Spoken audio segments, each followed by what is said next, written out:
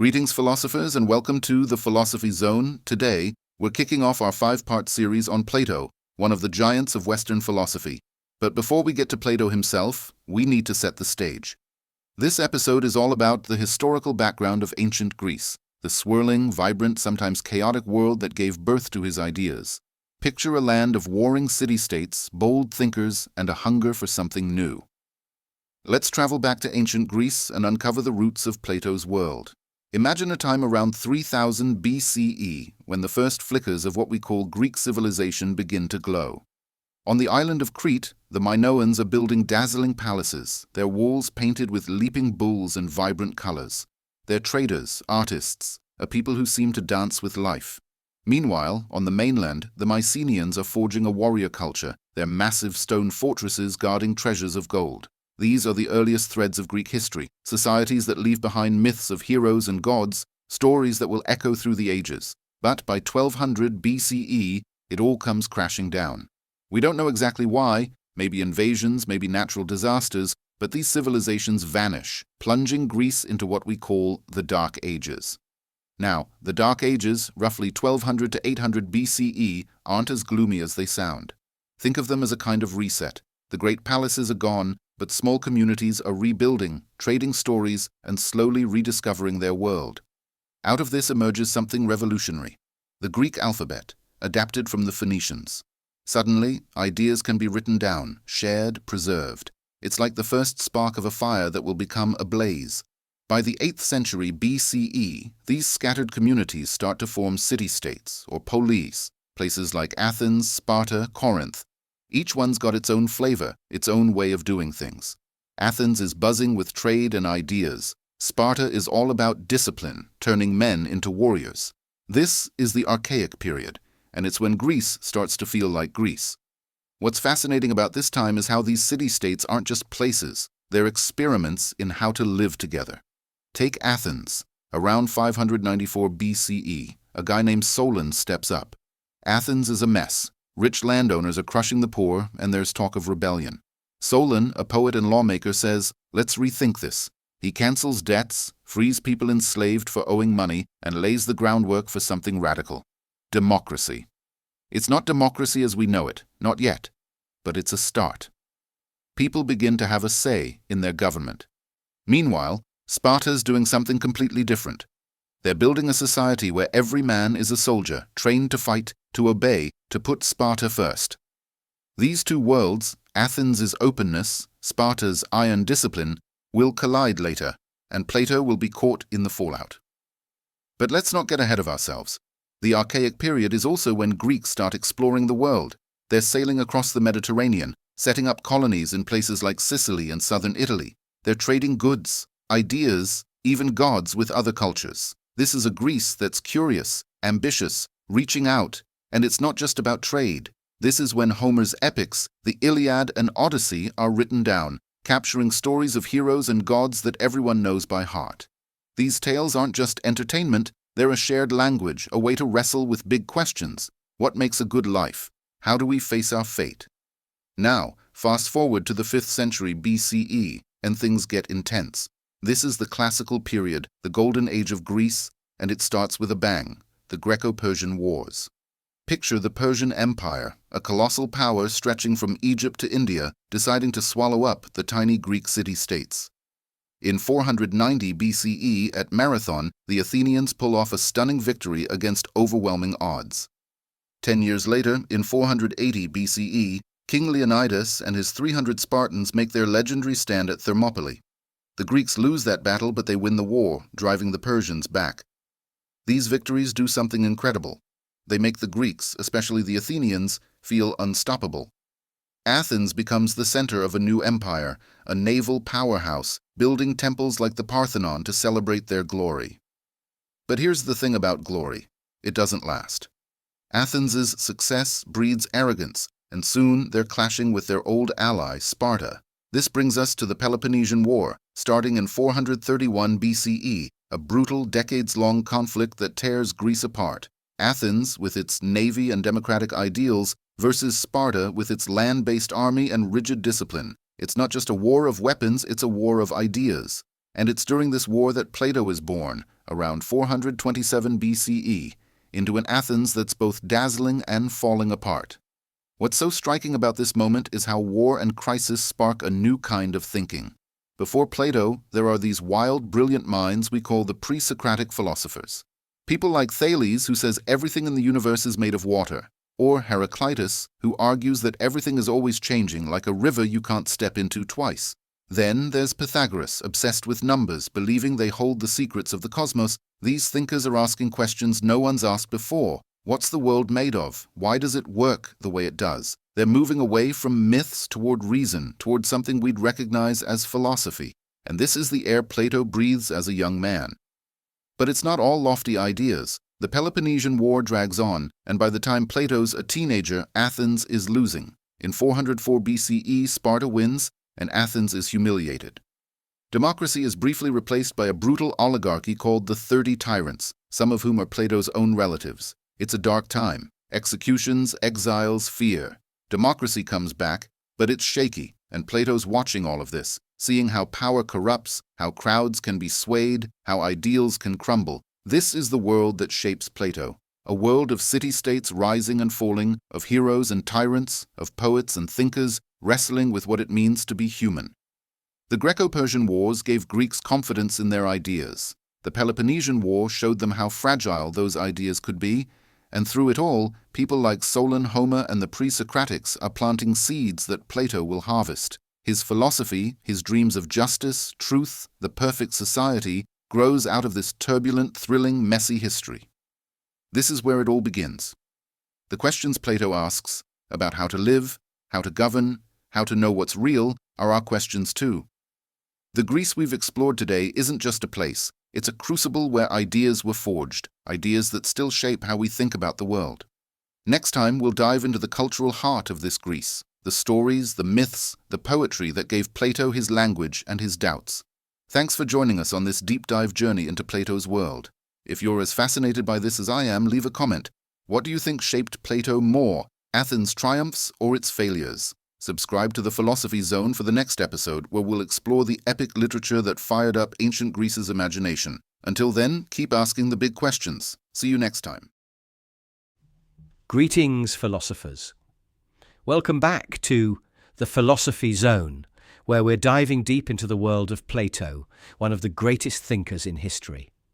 In our first episode, we explored the historical backdrop of ancient Greece, the rise of city-states, the epic battles with Persia, and the devastating Peloponnesian War that shaped Plato's world. Today, we're shifting gears to explore the cultural milieu of ancient Greece, focusing on its epic literature. This is the world of poets and storytellers, where myths and heroes lit up the Greek imagination and gave Plato the raw material for his philosophy. Picture a society buzzing with tales of gods and mortals, told around firesides and on grand festival stages. Let's step into this vibrant cultural, literary and intellectual landscape and see how it shaped Plato's mind. We start with the beating heart of Greek culture, its epic poetry. By the 8th century BCE, one name towers above all others: Homer. His Iliad and Odyssey aren't just stories, they're the DNA of Greek identity. The Iliad throws us into the Trojan War, a tale of pride, wrath, and loss. We meet Achilles, the ultimate hero, whose anger drives the story but also destroys him. It's a meditation on what it means to chase glory, to be human in a world ruled by fickle gods. The Odyssey, on the other hand, is about survival and cunning. Odysseus, the wily hero, spends 10 years trying to get home, outsmarting monsters and navigating divine traps. These epics, written down around 750 BCE, were like the Greeks' Bible and blockbuster movie rolled into one. Everyone knew them, from farmers to aristocrats. They were recited at festivals, taught to children, and shaped how Greeks saw themselves. What's so powerful about Homer's stories is how they wrestle with big questions. In the Iliad, we're asked, is glory worth dying for? Achilles chooses a short, blazing life over a long, quiet one. Is he right? In the Odyssey, it's about resilience and identity. Who are you when everything, your home, your family, your status, is stripped away? These aren't just adventure tales. They're philosophy in disguise, probing the human condition. And Plato, growing up in Athens around 427 BCE, would have known these stories by heart. They were the air he breathed, the lens through which he saw the world. But Homer wasn't the only voice. Around the same time, another poet, Hesiod, was shaping Greek thought. His Theogony is a wild cosmic origin story explaining how the gods, Chaos, Gaia, Zeus, came to be. It's like a family tree for the universe, full of betrayal and power struggles. Hesiod's other big work, Works and Days, is more down to earth. It's a kind of farmer's almanac mixed with moral advice, telling people to work hard, be just, and respect the gods. Hesiod gives us a glimpse of a Greece that values order, fairness, and a good harvest. But he also warns of a world where justice fails, where the strong prey on the weak. Sound familiar? These are the same concerns Plato will tackle in his philosophy, especially in the Republic, where he dreams of a perfectly just society. Now, let's zoom in on Athens in the 5th century BCE, Plato's hometown. This is the golden age of Greek culture, and the city's buzzing with more than just epic poetry. Enter the world of tragedy, born in Athens and performed at massive festivals like the Dionysia. Imagine thousands of Athenians packed into an open-air theatre, watching plays by Aeschylus, Sophocles, or Euripides. These tragedies aren't just entertainment, they're a public debate about morality, fate, and society. Take Sophocles' Antigone. It's about a young woman who defies the king to bury her brother, pitting family loyalty against state authority. Or Aeschylus' Oresteia, a trilogy about revenge, justice, and the birth of law. These plays ask, what do we owe each other? Can we escape our past? They're questions Plato will wrestle with in his dialogues, especially when he thinks about justice and the ideal state. What's fascinating is how this literature reflects the Greek obsession with the concept of arete, meaning excellence. Whether it's Achilles' bravery, Odysseus' cunning, or Antigone's defiance, the Greeks celebrated striving for greatness. But they also knew excellence comes at a cost. Heroes in these stories often suffer, torn between their desires and their duties. This tension between the individual and the community, between passion and reason, is something Plato picks up and runs with. He's not just reading these stories, he's arguing with them, especially in the Republic. Here's where it gets really interesting. Plato doesn't love this literary culture. In the Republic, he's famously harsh on poets like Homer. He calls them imitators, spinning tales that stir up emotions rather than reason. He worries that epic poetry and tragedy make people irrational, swayed by passion instead of truth. Picture Plato as a young man, sitting in the theatre, moved by Sophocles but also troubled. He thinks these stories, as beautiful as they are, can mislead us. They show gods acting petty, heroes driven by rage. How can that inspire a good life? So in his ideal state, Plato wants to banish poets. It's a shocking idea, especially from someone who writes dialogues as vivid as any play. But it shows how deeply this cultural world shaped him, even if he's pushing back against it. Epic literature and tragedy weren't just art for the Greeks, they were a shared language. They gave people a way to talk about courage, justice, and the gods. At the Dionysia festival, citizens didn't just watch plays, they judged them, debated them, lived them. This was a culture that loved ideas, that thrived on questioning itself. And Plato, growing up in this world, absorbs it all. His philosophy isn't born in a vacuum. It's a response to the stories he heard, the plays he saw, the values he was taught. When he writes about the forms, perfect eternal truths beyond our messy world, you can hear echoes of Homer's gods, eternal but flawed. When he debates justice, you can feel Antigone's defiance or Hesiod's call for fairness. But there's another layer here. This literary culture wasn't static. It was evolving, just like Greece itself. By Plato's time, Athens is reeling from the Peloponnesian War. The confidence of the 5th century, when poets and playwrights celebrated Athenian greatness, is fading. People are questioning the old values. Are heroes like Achilles worth celebrating if they destroy everything around them? Is democracy, with its messy crowds, really the best way to live? Plato's philosophy steps into this moment of doubt, using the tools of his culture, storytelling, debate, imagination, to build something new. So what's the takeaway? The epic literature of ancient Greece wasn't just entertainment, it was the soul of a civilization. Homer, Hesiod, and the tragedians gave the Greeks their myths, their morals, their questions. For Plato, these stories were both a spark and a challenge. They inspired him to ask what's true, what's good, what's just. But they also worried him, because stories can mislead as much as they inspire. As we'll see in the next episode, in this deep dive, how Plato takes this cultural inheritance and transforms it, weaving it into his vision of a world guided by reason. Thanks for joining us on this journey through the cultural heart of ancient Greece. If this episode's got you thinking, drop a comment. Do you think Plato was right to distrust poets, or was he missing the power of their stories? Subscribe to the Philosophy Zone for our next episode, where we'll dive into the political storms of Plato's Athens and how they shaped his ideas. Until then, keep chasing the big questions. See you next time. Welcome back to our deep dive into the philosopher Plato, one of history's greatest thinkers.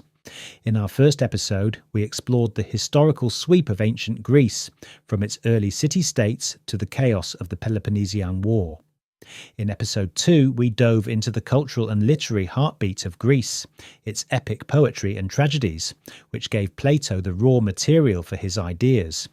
Today, in episode 3, we're zooming in on the political events of ancient Greece during Plato's lifetime, roughly the late 5th to early 4th century BCE. This is a time of war, betrayal, and upheaval in Athens, and it shapes Plato's philosophy in profound ways. Picture a city teetering between glory and collapse, where democracy is tested and one man's death changes everything. Let's step into the political storm that moulded Plato's vision. We begin in 431 BCE, just a few years before Plato's birth. Athens, the cultural jewel of Greece, is at the height of its power.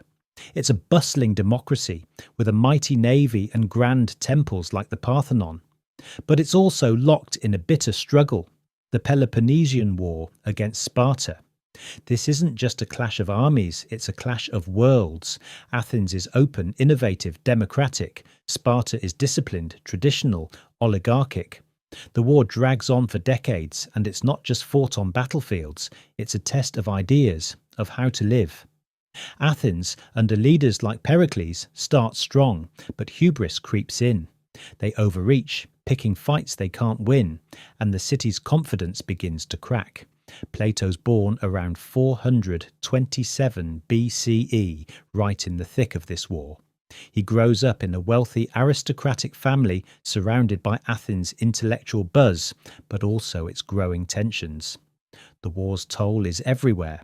Families lose sons, trade falters, and a devastating plague sweeps through Athens, killing thousands, including Pericles.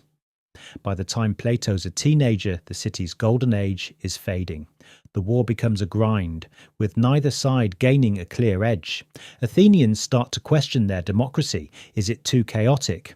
Are the people too easily swayed by slick orators? These are the questions swirling around young Plato, planting seeds of doubt about the system he's living in. Then, in 404 BCE, everything falls apart. Athens loses the war. Sparta imposes a brutal peace, and for a brief, terrifying moment, democracy is replaced by an oligarchy known as the 30 Tyrants. This is personal for Plato. Some of these tyrants are his relatives, like his uncle Critias. The 30 rule with an iron fist, executing rivals, seizing property and spreading fear. It's a reign of terror, and it lasts about a year before democracy is restored in 403 BCE. But the damage is done. Plato, in his early 20s, sees firsthand how power corrupts. The 30s' cruelty and the war's devastation leave him sceptical of both oligarchy and democracy. He's starting to wonder, is there a better way to govern? Now, let's talk about the event that changes everything for Plato, the trial and execution of Socrates in 399 BCE. Socrates is Plato's mentor, a gadfly of a philosopher who roams Athens asking tough questions. Why do we follow tradition? What is justice? What makes a good life? He's not writing books, he's challenging people in the marketplace, making them think. But after the war, Athens is in a fragile state. The restored democracy is paranoid, eager to prove its strength. Socrates becomes a scapegoat. He's accused of corrupting the youth and disrespecting the gods, charges that are really about politics. His questioning makes people uncomfortable, and some link him to the 30 tyrants because he taught figures like Critias. In a public trial, a jury of Athenian citizens sentences him to death by hemlock. Imagine Plato, probably in his late 20s, watching this unfold. Socrates doesn't beg for mercy. He defends his life of questioning, saying, "It's better to die than to stop seeking truth." His death is a gut punch for Plato. It's not just the loss of a teacher, it's a betrayal of everything Athens claims to stand for. Democracy, which prides itself on freedom, has killed its wisest man. This moment crystallizes Plato's distrust of the system. He sees how crowds can be swayed, how fear and politics can trump reason. It's no surprise that when Plato later writes the Republic, he argues for a state led by philosopher kings, not the fickle will of the masses. But the political drama doesn't end there. Athens in the early 4th century is trying to rebuild, but it's a shadow of its former self. The democracy limps along, haunted by its mistakes. Meanwhile, other powers, like Thebes and a resurgent Sparta, flex their muscles. Plato's watching a city that's lost its way, caught between nostalgia for its golden age and the reality of its decline. He's also travelling during this time, visiting places like Sicily, where he sees other forms of government, tyrannies, oligarchies, democracies, all flawed in their own ways. These experiences feed into his philosophy, pushing him to imagine a system where wisdom, not power, rules. What's so gripping about this period is how it's a crucible for Plato's ideas. The Peloponnesian War shows him the cost of ambition and division. The 30 tyrants reveal the dangers of unchecked power. And Socrates' death proves that even a great city can fail its best citizens. When Plato founds his academy around 387 BCE, it's not just a school, it's a response to this political chaos.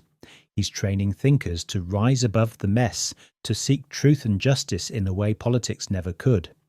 His dialogues, like the Republic or Gorgias, are steeped in these events, wrestling with questions of power, morality, and how to build a better society.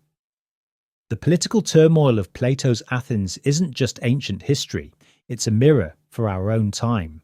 We still grapple with the flaws of democracy, the sway of public opinion, the risk of power falling into the wrong hands. Plato's response wasn't to give up, but to dream bigger. His philosopher king might sound impractical, but it's a challenge to us all. What if our leaders valued wisdom over popularity? What if we built systems that prized truth over expediency? These are the questions born in the ashes of Athens' defeats. As we wrap up, think about Plato, a young man watching his city tear itself apart, losing his mentor to a flawed system, yet choosing to fight back with ideas. It's philosophical discourse as critique and resistance. That's the spark that lights his philosophy, and it's what we'll explore in our next episode, where we'll dive into Plato's life and writings, tying together the historical and cultural backdrop we've covered so far. If this story's got you hooked, leave a comment. Do you think Plato was right to distrust democracy, or was he too harsh on Athens? Subscribe to the Philosophy Zone for the next chapter, where we'll meet Plato himself and see how he turned chaos into timeless ideas. Until then, keep questioning the world around you. See you next time. Greetings, philosophers, to part 4 of our complete deep dive back into the world of Plato, a thinker whose ideas still shape how we see the world.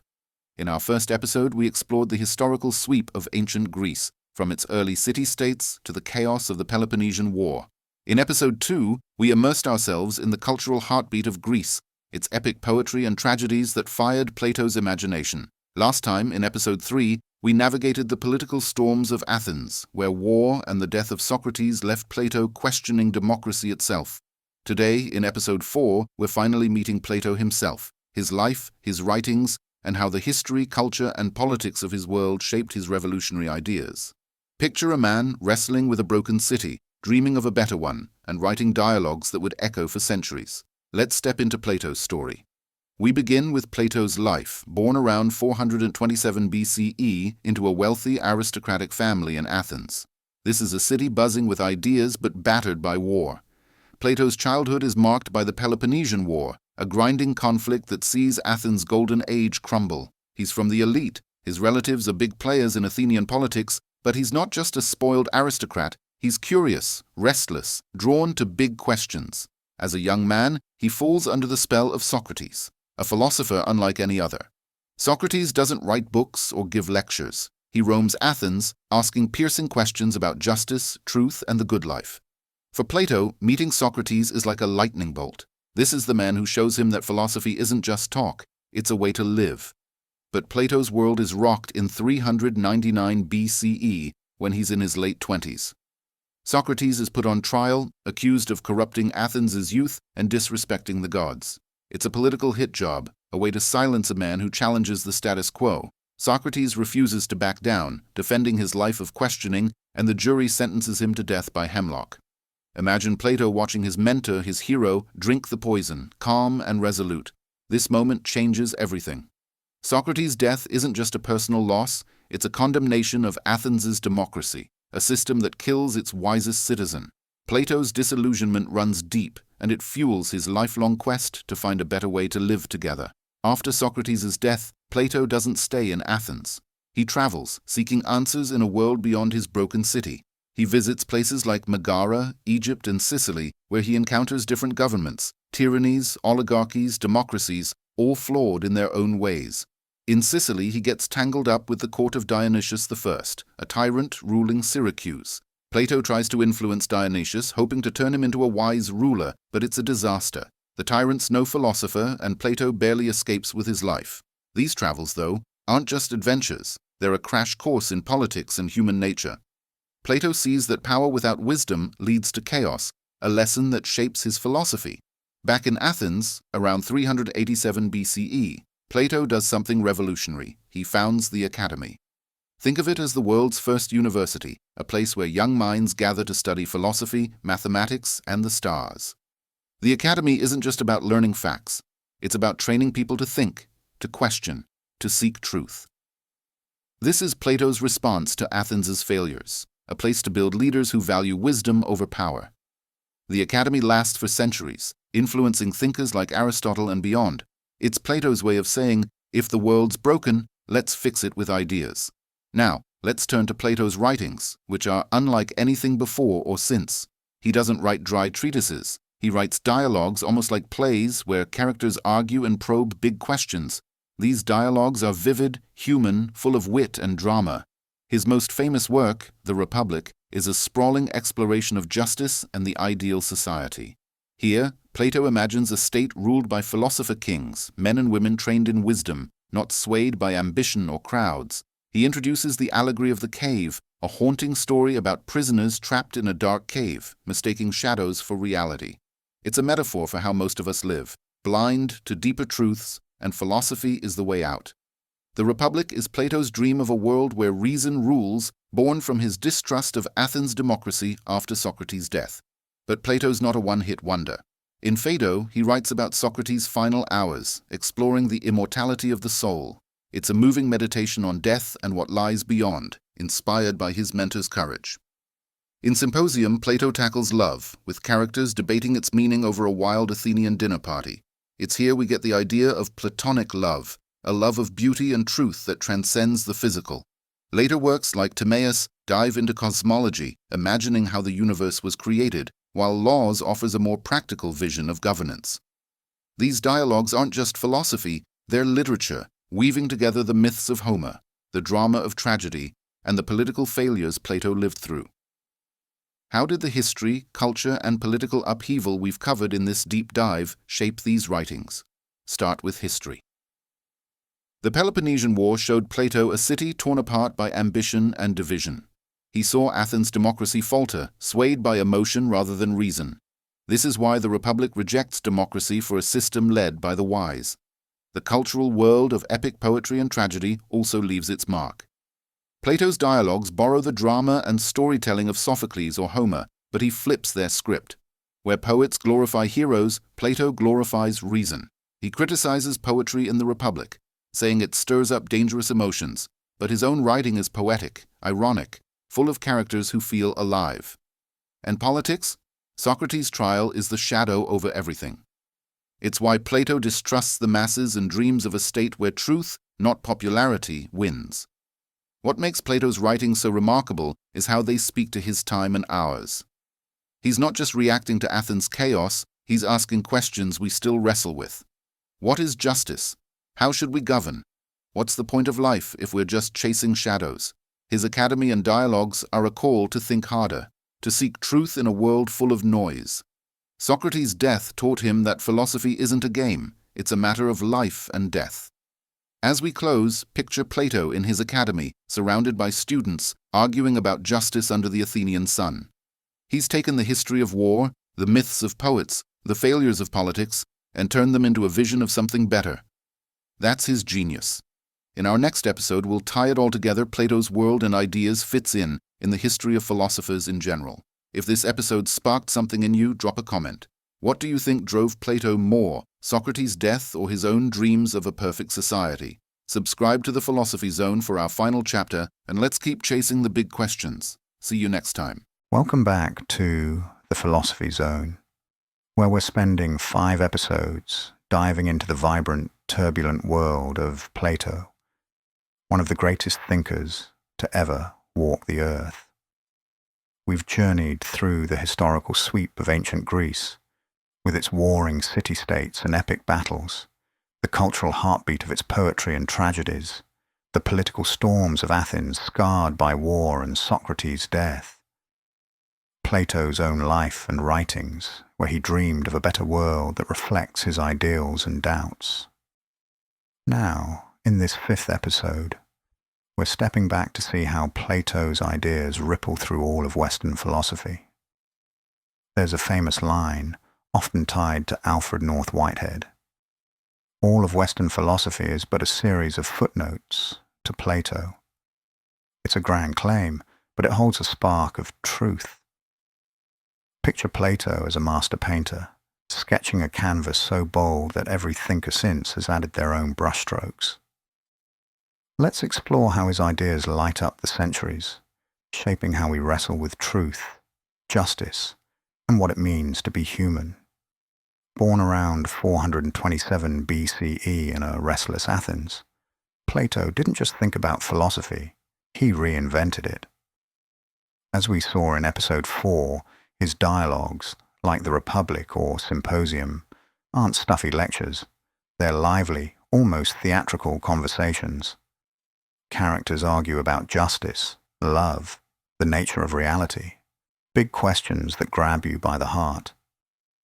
His idea of the forms, perfect, eternal truths beyond our messy world, is like a beacon that philosophers keep circling back to. Whether they agree with him or not, they're responding to his questions: what's real? What's good? How should we live together? That's why calling philosophy footnotes to Plato makes sense. He drew the map everyone's been navigating ever since. First up is Aristotle, Plato's star pupil, who spent 20 years at the academy we talked about in episode 4. Aristotle's a giant, but he's standing on Plato's shoulders, where Plato's forms are like stars in an ideal sky. Aristotle's more grounded, studying plants, animals, even politics like a scientist. In his Nicomachean Ethics, he asks how to live a good life, a question straight out of Plato's The Republic. But while Plato dreams of philosopher kings ruling with wisdom, Aristotle's more practical, suggesting a government that mixes democracy and aristocracy. It's a friendly argument with his teacher. He develops Plato's vision and keeps his big questions alive. Now, leap forward to the early Christian world, around the 4th century. The political chaos of Athens we covered in episode 3, especially Socrates' trial, push Plato to seek a higher truth. That idea resonates with thinkers like Augustine. In his City of God, Augustine imagines a divine order above human strife, echoing Plato's forms. The cave allegory from the Republic, where prisoners mistake shadows for reality, feels like a Christian parable, our souls yearning for God's light. Christians see Plato's quest for perfection as a path to the divine, making him a bridge between the ancient world and medieval faith. By the Middle Ages, Plato's ideas, preserved in dusty manuscripts, shape thinkers like Thomas Aquinas. He blends Plato's forms with Christian theology, seeing God as the ultimate truth. Then comes the Renaissance, a cultural explosion in the 15th century. Scholars like Marsilio Ficino translate Plato's dialogues, sparking a love affair with his ideas. Artists and architects, inspired by the harmonious temples of ancient Greece, chase Plato's sense of beauty. Think of Michelangelo's David, its perfect form echoing the forms, or Brunelleschi's domes, built with the same mathematical precision as the Parthenon. Philosophers like Erasmus draw on Plato to rethink education, much like the Academy did centuries before. Fast forward to the Enlightenment, the 17th and 18th centuries, and Plato's still in the room. Thinkers like Descartes, with his I think, therefore I am, are grappling with Plato's question. How do we know what's real? Kant, a century later, builds on Plato's idea that our minds shape reality, asking how we perceive the world. Political thinkers like Hobbes and Rousseau, debating how societies should work, are riffing on the Republic's vision of justice. They're all developing and reworking Plato's ideas for a world of science and revolution. In the 19th and 20th centuries, Plato's shadow looms large. Nietzsche, the fiery rebel, calls Plato the root of Western idealism, blaming him for turning us away from life's raw energy. But even his critique is a recognition. He's shouting at Plato because he matters. Existentialists like Sartre, wrestling with meaning in a chaotic world, echo Plato's questions about the soul. Political philosophers like Karl Popper attack Plato's philosopher king as a recipe for tyranny, while others defend his call for wisdom, love him or hate him. They're all in dialogue with Plato. Today, Plato's fingerprints are everywhere. The storytelling of his dialogues, rooted in the myths and tragedies, lives on in how philosophers write. His cave allegory is a lens for our digital age. Think of social media, where we're drowning in shadows of truth. Debates about justice, from debates about democracy to technology, carry Plato's DNA. Even scientists like Thomas Kuhn, talking about paradigm shifts in how we see the world, owe a nod to Plato's ideas about knowledge. What makes Plato the heart of Western philosophy? It's his questions, born from the world we've explored. Every philosopher in the West continues building on his dreams or challenging his ideals. As we close this series, imagine Plato in his academy, arguing under the Athenian sun, his words sparking a fire that still burns. He didn't just write philosophy, he gave us a way to ask the big questions. Thank you for joining on this deep dive. We'll be hosting more of these about great philosophers and their ideas. Let us know what thinkers or ideas you would like us to explore. Until next time, keep chasing the truth. See you soon.